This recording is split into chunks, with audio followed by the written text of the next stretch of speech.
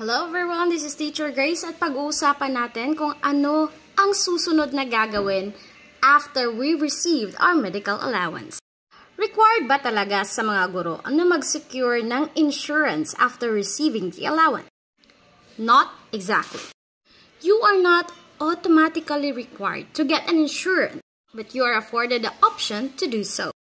Under DepEd number 16 series of 2025, entitled Guidelines of Grant of Medical Allowance to the Department of Education Personnel, teachers may choose three options. Number 1 is to enroll in a DepEd group HMO package. 2. Avail in the individual HMO package. And number 3, yung receive the cash via payroll.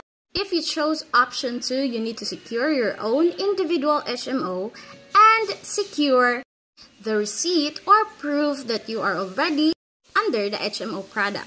What if cash? What will you do? For the third option, pwede po natin gamitin ang ating pera sa mga gastusing pangkalusugan, pagpapacheck up, pagbili ng maintenance medicine, vaccines or vitamins, and medical procedures or diagnostics. Hindi daw po pang travel. Healthy teachers are healthy students. Ikang important step po is to keep your receipts. Lahat ng proof sa ginamitan mo ng 7K medical allowance, kailangan mo tong i-keep para in case i-ask, ang department is available lang si proof. Thank you for watching. Don't forget to share, like, and subscribe. See you in the next video.